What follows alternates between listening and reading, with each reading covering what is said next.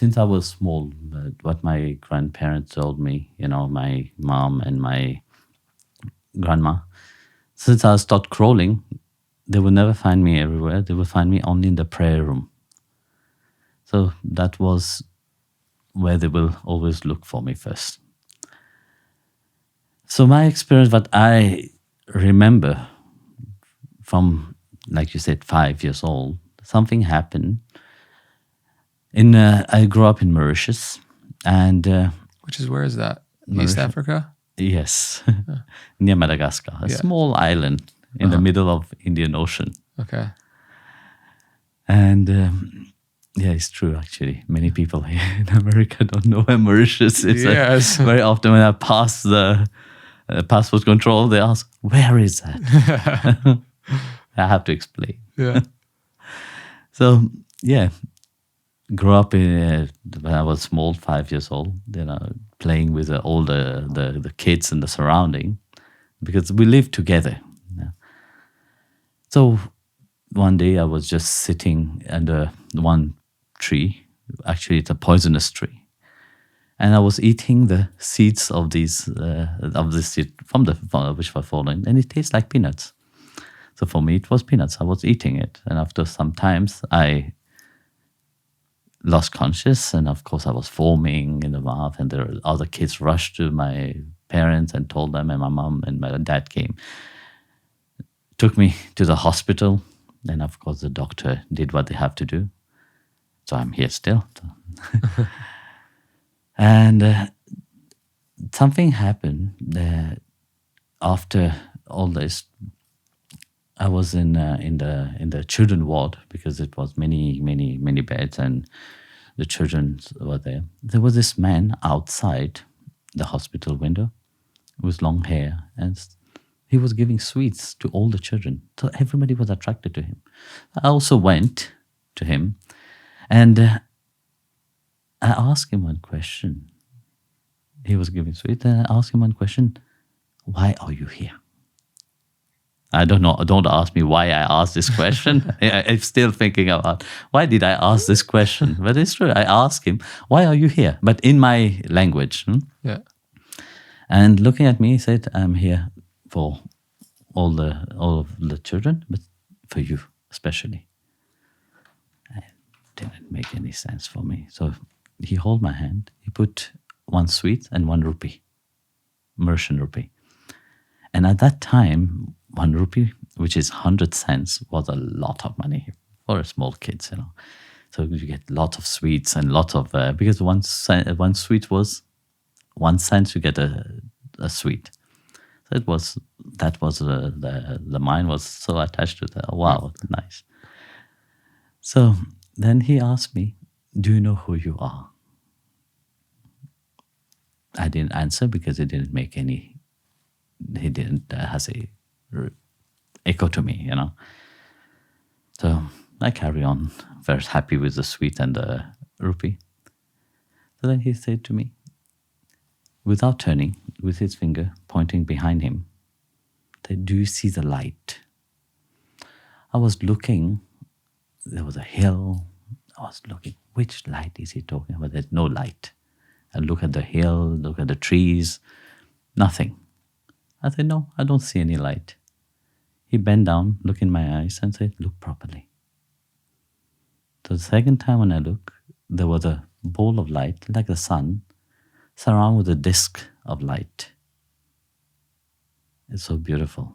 Yeah. And then he said to me, well, I heard a voice, his voice, said, that's you.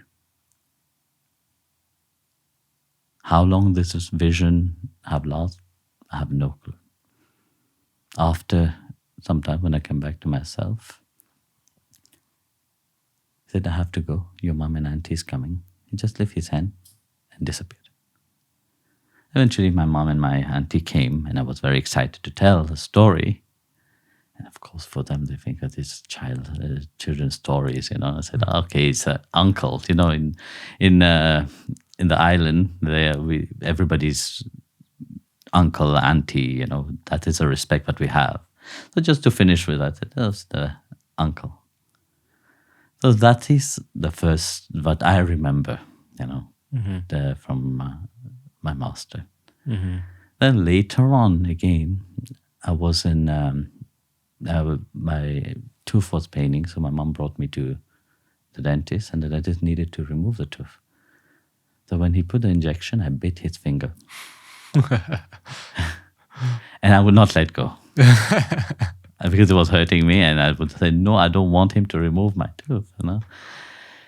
So I bit the finger, and it was not. And my mom got really angry. He gave me a good slap, and said, "The dentist was very nice." I said, "No, don't beat him. It's fine." My mom was super angry and said, "You go out." So I was out crying. And when I came out on the terrace, there was the same man was standing. And he said, "You've been naughty." And I said, "Yeah, I bit the finger of the dentist because I don't want him to remove my tooth." And he was smiling.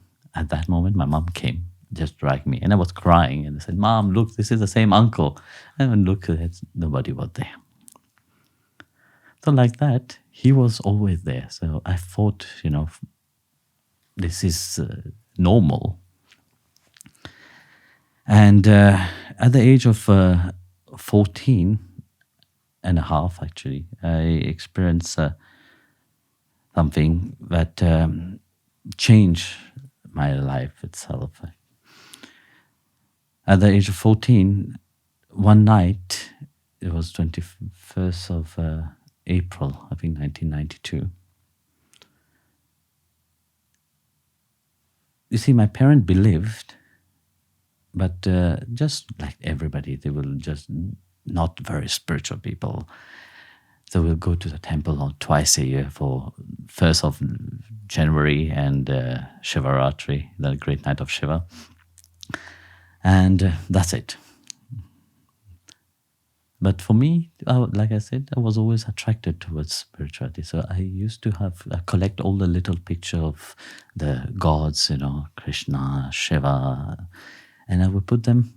I was not allowed to put it on the wall. So they gave me a cupboard. It was inside the cupboard closed. So every night I would do my little prayer with the incense and then close it again for my mom not to get angry. So that night, I wake up because there was light coming out from the cupboard. I got so scared because I said, "Oh, it's burning." So I already see the reaction of my mom and my parents. Okay. So I rush and open the cupboard. When I opened, there was a picture of a saint, Sai Baba of Shirdi. You have heard about it. All around him, there was a speck of light emanating from that picture. So when I opened it, it was a relief. At the same time, a calmness, inside of me. And it was peaceful. So when this happened, it dimmed again. I closed the cupboard and I went to sleep. So next morning, I thought it was just a dream, finished. Nothing ever happened. I was in college at the time. So I went to college. And when I came back, my mom was sitting outside crying. I asked her, "What's wrong with you? Why are you sitting and crying outside? Whether something have happened, your mom died." Well, your mom already dead, so Yeah. no problem. Maybe something happened to my dad or to her family. I said, no, go inside. So I went inside the house, and on the wall and all the other things, there was some manifestation of ash. Vibhuti, we call it, holy ash.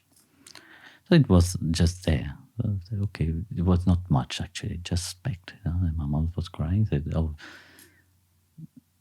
maybe you should remove these things, So we clean everything. So this is a mistake that we did, actually. The more we clean, it became more start coming out. More things start manifesting. And So that is, from that on, my spiritual journey started. So like that, later on, I had more vision of that same person, and later, much later in 2008, he revealed to me that it was actually him all this time. So then I didn't even know who he was. So that then 2008. No, before that I knew about, and heard about Mahavatar Babaji. So it was similar. Yeah. So then 2008 he revealed that all these time was on him.